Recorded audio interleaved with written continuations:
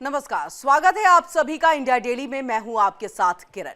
चलिए शुरुआत करते हैं स्पेशल न्यूज बुलेटिन का, जिसका नाम है गुड मॉर्निंग इंडिया।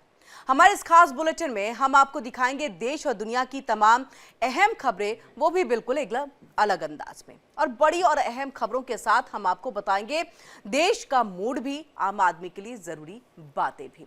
और इसी के अलावा गुड मॉर्निंग इंडिया में आप देखेंगे सोच की बात, जहां हम आपको बताएंगे वो खबर जो सबसे ज्यादा चर्चा में है, जो देश में बहस का मुद्दा बनी हुई है। और ऐसे में बात होगी दुनिया की भी, जहां हम आपको दिखाएंगे दुनिया की तमाम बड़ी खबरें। तो चलिए शुरू करते हैं आपका, हमारा, हम सबका खास बुलेटिन गुड मॉर्निंग इंडिया।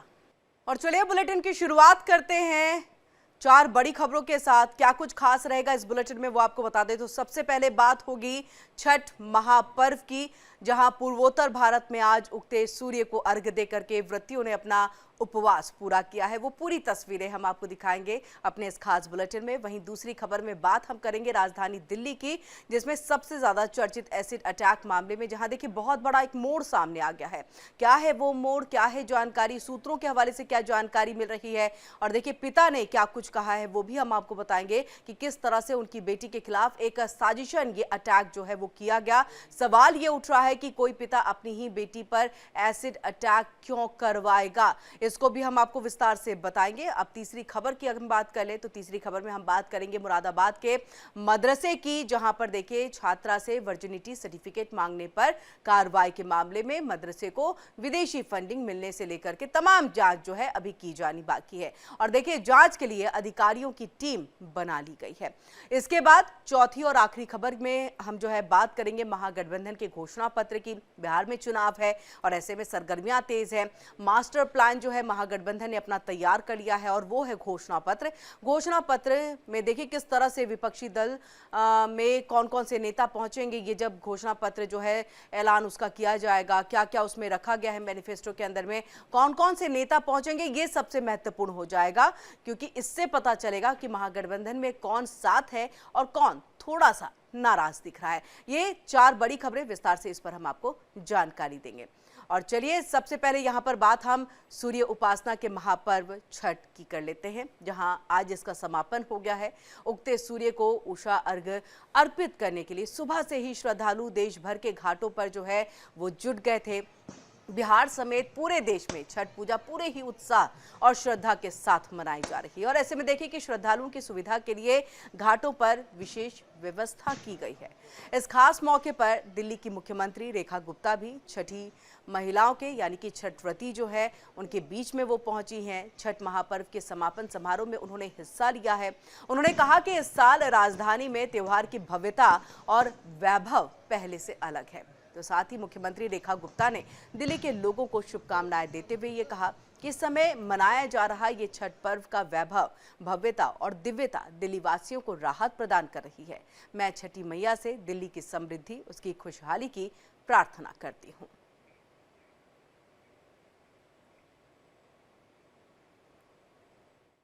छठी मैया का आशीर्वाद सभी भारतवासियों पे, दिल्ली वासियों पे बना रहे, और हर वर्ष ऐसे ही भव्यता के साथ में हम छठी मैया की पूजा अर्चना कर पाए।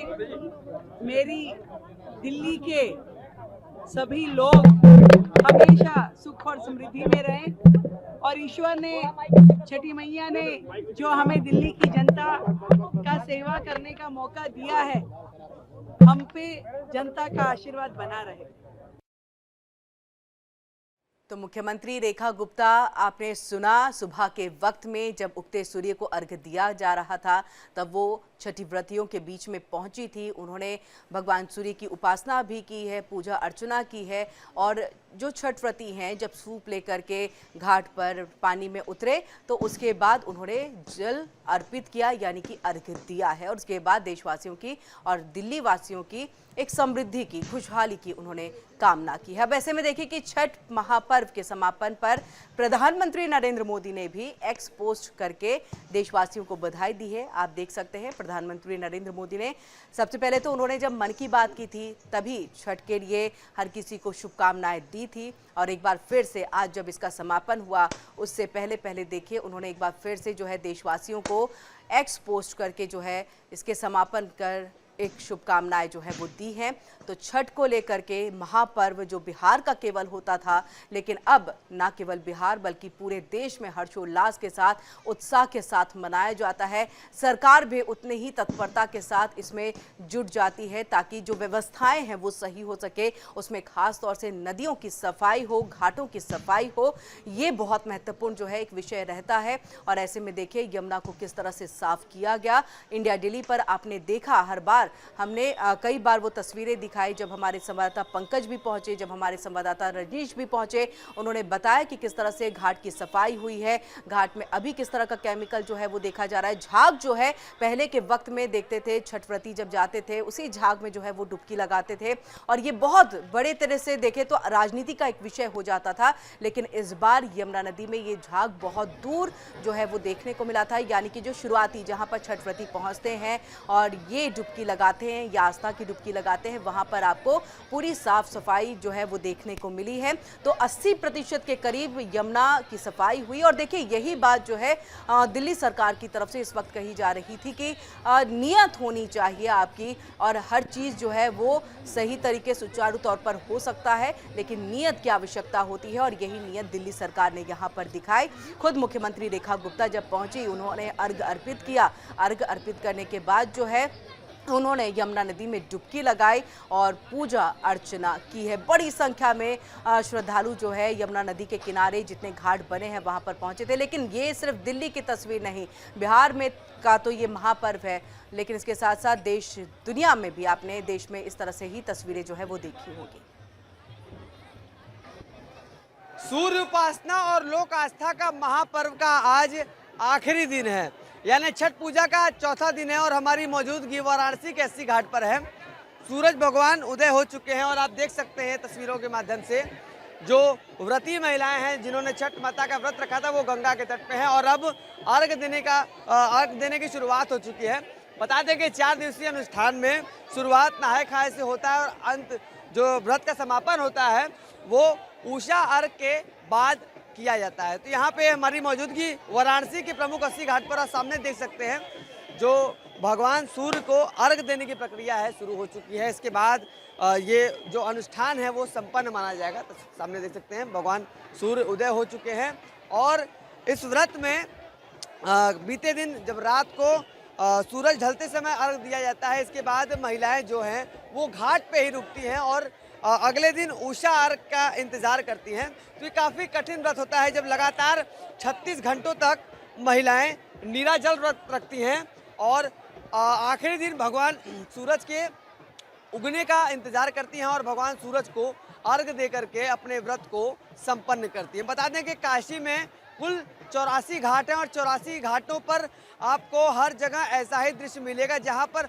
हजारों की संख्या में व्रती महिलाएं रहेंगी जो कि अपने परिवार के साथ पहुंचती हैं, घाट पे ही रहती हैं, संध्या अर्घ के साथ वहां पे जो अपना डेरा है वो जमा लेती हैं। इसके बाद माता गंगा की गोद में स्नान करके भगवान सूर्य को अर्घ देने के बाद अपने व्रत को संपन्न करती हैं। इसके बाद महिलाएं अपने अपने घर का रुख करती हैं। तो जो माता छठ का व्रत है, सूरज उगने के बाद महिलाओं द्वारा अर्घ दिलाया गया अपने परिवार के लोगों से और इस व्रत को पूरा कर लिया गया। वाराणसी से इंडिया डेली के लिए नित्यानंद मिश्रा। और चलिए खबरों में आगे बढ़ते हैं। दिल्ली में 26 अक्टूबर को हुए एसिड अटैक मामले में चौंकाने वाला खुलासा हुआ है, जहां पुलिस की जांच में ये सामने आया है कि ये कोई अटैक नहीं था बल्कि पीड़िता और उसके पिता की मिली भगत से ये साजिशन रचा गया खेल था।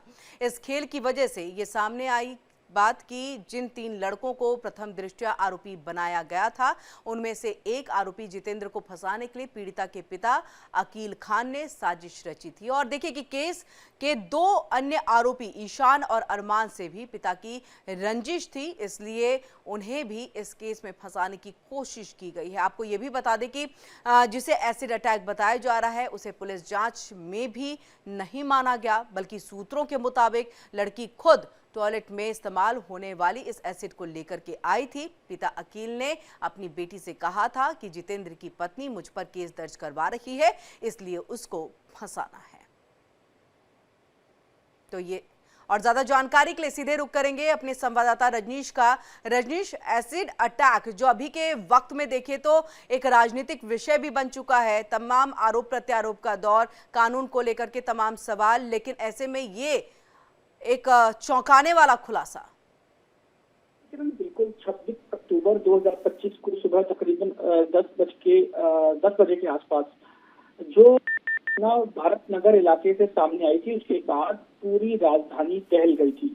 एक दिल्ली यूनिवर्सिटी के स्टूडेंट के ऊपर, सेकेंड ईयर के स्टूडेंट के ऊपर कॉलेज जाते हुए एसिड अटैक हुआ, जिससे पूरी राजधानी में खलबली मच गई। हालांकि जब इस मामले को की तफ्तीश की गई तो चौंकाने वाले खुलासे सामने आए। पुलिस की जांच में ये सामने आया कि जब युवती जो पीड़िता, जो अपने आप को पीड़िता बता रही है, वो जब अपने घर से निकली थी मुकुंदपुर से, तो उसका भाई उसको लेके आया था और कॉलेज से महज 200-300 मीटर की दूरी पे उसने उसे छोड़ दिया। सबसे बड़ा सवाल दिल्ली पुलिस के लिए ये है कि आखिर जब मुकुंदपुर से आपका भाई आपको कॉलेज छोड़ने आया था तो कॉलेज से 300 मीटर पहले आपको क्यों छोड़ा? दूसरी बात, जब पीड़िता को उसके भाई ने छोड़ा तो उस पीड़िता का कहना था उसने एक रिक्शा लिया और जैसे ही वो कॉलेज के नजदीक पहुंची तभी बाइक पर सवार जितेंद्र, अरमान और ईशान वहां पर पहुंचे, जिसमें से ईशान ने अरमान को एसिड की बोतल दी और युवती के ऊपर फेंक दिया और मौके से फरार हो गए। इस घटना में युवती के हाथ जल गए। हालांकि अगर पुलिस ने मौके पे जाके जब जांच की तो देखा कि जब किसी पे आप कोई लिक्विड चीज फेंकते हैं तो जगह जगह छींटे पड़ जाते हैं उसके। ऐसा मौका वारदात तक कुछ भी नहीं मिला। इसके बाद जब सीसीटीवी कैमरे और जो सीडीआर कॉल डिटेल रिकॉर्ड को जब चेक किया गया तो पता चला कि जिस वक्त की बात पीड़िता कर रही है उसके बाद एसिड अटैक हुआ, उस वक्त जो मुख्य आरोपी जैसे जितेंद्र है वो करोल बाग में अपना काम कर रहा था और जिस बाइक का जिक्र किया गया था वो बाइक भी करोल बाग में मौजूद थी। सीसीटीवी फुटेज और गवाहों ने इस बात की पुष्टि कर दी। इसके बाद जो अरमान और ईशान की जहां तक बात थी तो अरमान और ईशान मंगोलपुरी के रहने वाले हैं और जिस वक्त की ये वारदात की बात पीड़िता जो कह रही है उस वक्त जो दोनों ही अरमान और ईशान अपनी मां शबनम के साथ आगरा में मौजूद थे।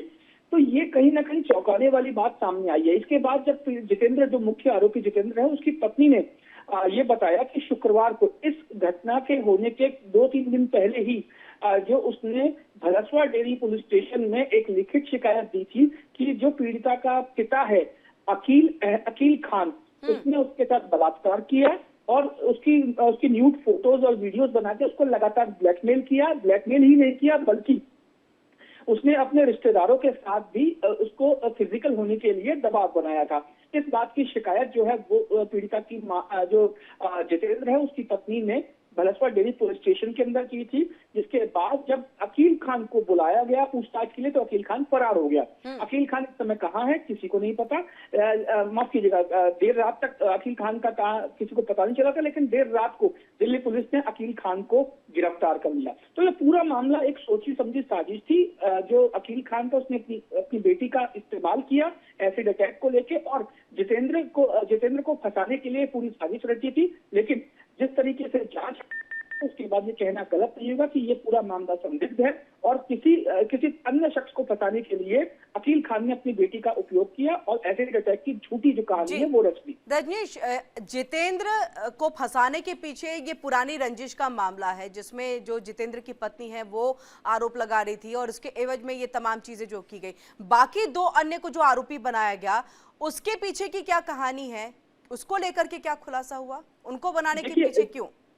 देखिए, बिल्कुल जितेंद्र के साथ जो 2 लोग थे अरमान और ईशान, वो जितेंद्र के साथी थे और जब भी अकील खान से बात होती थी तो ईशान और अरमान जितेंद्र के साथ हुआ करते थे। इसीलिए दोनों ही इसके अकील खान के टारगेट थे। इसके अलावा अगर मैं पुरानी रंजिश, जिस तरीके से आपने बताया कि अकील खान की जो जितेंद्र से पुरानी रंजिश थी, वो मैं आपको बता दूं कि अकील खान का जुराबों की एक फैक्ट्री है।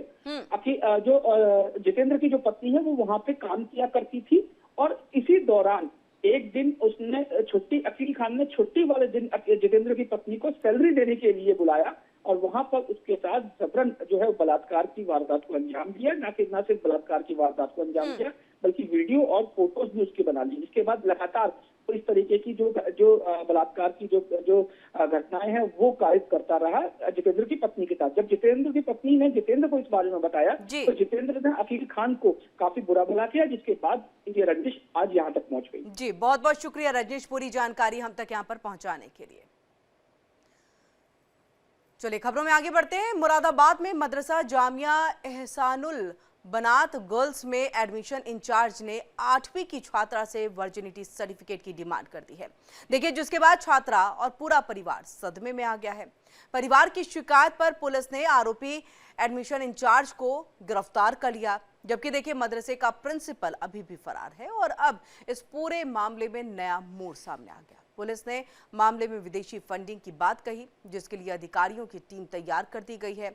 अब मदरसे के बैंक खातों की भी जांच की जाएगी और देखिए कि पुलिस का कहना है कि अगर मामले में विदेशी फंडिंग का एंगल सामने आ जाता है तो अपराधियों के खिलाफ सख्त कार्रवाई की जाएगी। दरअसल पीड़िता परिवार की बेटी 2024 में मदरसे में 7वीं कक्षा में पढ़ रही थी। पिता का कहना है कि बेटी के दाखिले के दौरान एडमिशन इंचार्ज और प्रिंसिपल ने कहा कि मेडिकल और वर्जिनिटी सर्टिफिकेट के बिना दाखिला नहीं होगा। अब परिवार ने विरोध किया तो छात्रा और को वो बाहर निकाल दिया गया। इसके बाद देखिए छात्रा की मां ने बेटी को फिर से मदरसे में दाखिला देने की कोशिश की, लेकिन प्रबंधन ने फोन कॉल पर आरोप लगा करके बच्ची को वापस लेने से मना कर दिया। जिसके बाद देखिए टीसी के लिए 500 रुपए जो है वो भी लिए गए, लेकिन फॉर्म और टीसी अभी तक नहीं दिए गए हैं। परिवार का कहना है कि इस वजह से बेटी का किसी और स्कूल में दाखिला नहीं हो पा रहा और वो मानसिक तौर पर अब तनाव में है। और ज्यादा जानकारी के लिए सीधे रुख करेंगे, अभिषेक ब्यूरो हेड हमारे साथ जुड़ चुके हैं। अभिषेक, ये एक चौंकाने वाली बात सामने आ रही है कि पहले तो आपने वर्जिनिटी का सर्टिफिकेट मांगा, विरोध हुआ तो आपने मदरसे से निकाल दिया, अब आप टीसी भी नहीं दे रहे हैं जबकि आपने पैसे भी ले लिए हैं। अब इसको लेकर के कार्रवाई के तौर पर क्या कुछ? देखिए, जिला प्रशासन ने अपनी एक टीम गठित कर दी है जो इस मदरसे के आय के स्रोत को खंगालेगी कि आखिर इस मदरसे में फंड्स कहां से आ रहे हैं। अगर राज्य सरकार से अनुदानित मदरसा है तो उसकी भी जांच होगी कि कब कब पैसे आए, किसके समय में ये मदरसा एड पे आया था, यानी सरकारी सहायता पे आया था। कल जिलाधिकारी ने भी इस बात को खुले तौर पर कहा है कि बहुत बड़ा मदरसा है, बहुत सारे बच्चे बाहर से आके देश के अलग अलग हिस्सों से यहाँ पर पढ़ते हैं, तो ऐसे में ये हो सकता है कि बहुत अलग अलग जगहों से यहाँ पर डोनेशन आता हो, सहायता आता हो। विदेशी फंडिंग से भी इनकार नहीं किया गया जिलाधिकारी की तरफ से। तो ऐसे में मदरसा प्रबंधन को पूरी तरीके से अपनी गिरफ्त में लेते हुए जिला प्रशासन ने हर एंगल से जांच शुरू कर दी है। दूसरी तरफ जो पीड़ित बच्ची थी, अभी उसको टीसी नहीं मिल पाई है। जिला प्रशासन ने भी कहा कि उस बच्ची का जहां वो चाहेगी वो एडमिशन कराया जाएगा, ट्रांसफर सर्टिफिकेट जिला प्रशासन उसको दिलाएगा। प्रिंसिपल अभी फरार है, उसको लेकर के भी स्थानीय पुलिस की टीम लगातार सक्रियता बनाए हुए है, पड़ताल कर रही है और जहां भी मुखबिर नेटवर्क के जरिए सूचना मिल रही है वहां पर उनकी टीम जा रही है। तो एक तरीके से कह सकते हैं कि ये मदरसा जो विवादों में आ गया अपने ये गलत फैसले की वजह से, अब इसकी हर तरफ से हर एंगल से जांच कराई जा रही है और ये पता लगाया जा रहा है कि आखिर मदरसे में क्या चल रहा है। क्योंकि बहुत सारे लोगों ने, बहुत सारे धर्मगुरुओं ने, बहुत सारे जो स्कॉलर्स है उन्होंने कहा कि भाई मदरसे में ये सब होता नहीं है। अगर किसी मदरसे में ऐसा हो रहा है तो उसकी जांच होनी चाहिए कि आखिर मदरसा इस दिशा में क्यों चल रहा है, क्या वहां पर बाहर से कुछ ताकतें काम कर रही है, विदेशी फंडिंग हो रही है, सोर्स क्या है इनकम का। तो इन तमाम चीजों को लेकर के जिला प्रशासन क्या इस बात से शुरू कर इनकार चुका किया है। जा सकता है कि यौन शोषण जैसी चीजें हो रही हो या फिर ह्यूमन ट्रैफिकिंग जैसी जो है मामले वहां पर जो है या गतिविधियां जो है हो रही हो? देखिए, बहुत अर्ली होगा इस दिशा में पहुंचना, लेकिन हाँ, जिला प्रशासन ने कुछ ऐसे संकेत दिए हैं। अगर विदेशी फंडिंग तक की बात पहुंच सकती है तो इस दिशा में भी काम हो सकता है कि वहां पर कुछ गलत हरकतें, कुछ गलत काम लंबे समय से चल रहा है। अभी फिलहाल मदरसे के आय के स्रोतों का पता लगाया जा रहा है। ये भी पता लगाया जा रहा है कि इस बच्ची जैसे केस क्या कभी और भी इससे पहले हुए। हालांकि अभी मदरसे की तरफ से कोई ऐसा बयान, जो पुराने जो टीचर्स हैं, पुराने जो स्टूडेंट्स हैं, उनकी तरफ से कोई बयान नहीं आया है। तो अभी हर एंगल से पड़ताल की जा रही है और इसमें यह भी देखा जाएगा कि विदेश की तरफ से इस मदरसे को, क्योंकि उत्तर प्रदेश में बहुत सारे ऐसे मदरसे हैं जो सरकारी एड पर है, इसके अलावा बाहर से भी उनके पास पैसे आते हैं शिक्षा के नाम पे, अलग अलग बुनियादी सुविधाओं के नाम पे। तो उसकी पड़ताल की जाएगी कि आखिर इसकी आवश्यकता क्यों पड़ रही है। हम अभिषेक ये चाहेंगे कि हमारे दर्शकों के लिए एक बार बताएं कि ये पूरा मामला आखिरकार कितने दिन का पुराना है। 2024 में हमें पता है कि उसने मदरसे में एडमिशन लिया था, उसके बाद ये घटना कब हुई? 8वीं में जब वो एडमिशन लेने जा रही थी तब उससे ये सर्टिफिकेट मांगा गया। देखिए, ये बीते कुछ महीने पहले ही शुरू हुआ था और 14 अक्टूबर को फादर की तरफ से शिकायत दे दी गई थी। शिकायत में लिखा गया था कि मेरी पत्नी की तबीयत खराब थी, इसलिए मैं अपनी बच्ची को देख रेख के लिए अपने साथ लेकर के गया था। लेकिन जब मैं वापस उसको दोबारा लेके आया कुछ दिनों बाद, तो स्कूल प्रबंधन ने, मदरसा प्रबंधन ने उसको इसलिए लेने से मना कर दिया कि वो लंबे समय तक मदरसे से गैर हाजिर थी और मेरे साथ थी, इसलिए उसको मेडिकल सर्टिफिकेट सबमिट करना पड़ेगा। ये बेहद ही शर्मनाक वाकया था। इसी बात को लेकर के फादर ने 14 अक्टूबर को एक शिकायत भेजी और उसी शिकायत के आधार पर पुलिस जांच पड़ताल कर रही थी, लेकिन क्योंकि जब कोई सफलता हासिल नहीं हुई तो उसने एक वीडियो संदेश जारी किया और सोशल मीडिया पे फादर ने उसको सर्कुलेट किया। उसके बाद मामला तूल पकड़ता है और अगले दिन ही जो आरोपी टीचर था उसकी गिरफ्तारी हो जाती है, मुकदमा दर्ज होता है और आगे की कार्रवाई हम देख रहे हैं। और अब जिला प्रशासन इस मदरसे के रेवेन्यू के सोर्स, उसके रूट्स को पता लगाने में लगा हुआ है। बिल्कुल, और कई एंगल से इस पूरे मामले की जांच हो रही है। बहुत बहुत शुक्रिया अभिषेक, पूरी जानकारी हम तक यहाँ पर पहुंचाने के लिए।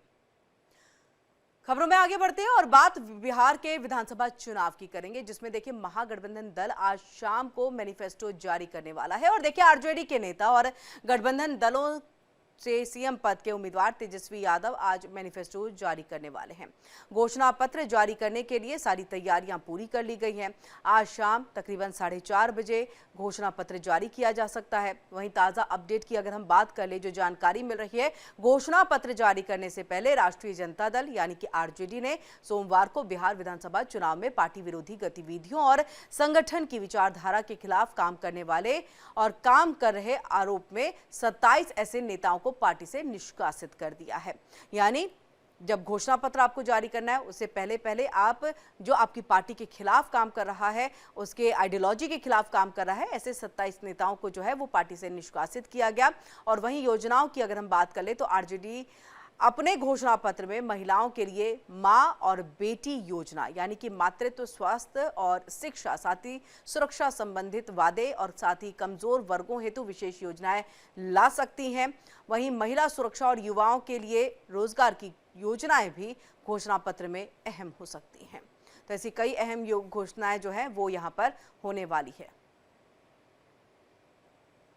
और चलिए खबरों में आगे बढ़ते हैं, बात टर्की की करेंगे। तुर्की में 6.1 की तीव्रता का भूकंप आया है और ऐसे में ये बड़ी खबर है। देखिए भूकंप में भारी नुकसान की आशंका, कई इमारतें ढह गई हैं और लोगों में दहशत का माहौल है। तो तुर्की की धरती पर एक बार फिर जोरदार ये भूकंप के झटकों से कांप गई। सोमवार 27 अक्टूबर देर रात आज यहाँ पर भूकंप के तेज झटके महसूस किए गए हैं, जिसकी रिएक्टर स्केल पर जो तीव्रता है 6.1 मापी गई है। भूकंप से अफरा तफरी का माहौल हो गया। दहशत में लोग अपने घरों से बाहर निकल करके भाग गए। और देखिए 6.1 तीव्रता वाले इस भूकंप से अब तक किसी के हताहत होने की सूचना नहीं है। इसके साथ ही आपको ये भी बता दें कि कई इमारतें ढह गई हैं। जानकारी के मुताबिक ये भूकंप पश्चिमी तुर्की में आया है। भूकंप का केंद्र बालिकेसिर प्रांत के सिंदरगी शहर में बताया जा रहा है और इसकी गहराई की अगर हम बात कर ले तो 5.99 किलोमीटर मापी गई है। ऐसे में भूकंप को लेकर के गृह मंत्री अली येरलिकाया ने जानकारी देते हुए बताया कि सिंदरगी में कम से कम देखिए 3 खाली जो इमारतें थी और 1-2 मंजिला जो दुकानें थी वो वहां पर ढह गई हैं और ये इमारतें पहले भूकंप में क्षतिग्रस्त हो चुकी हैं।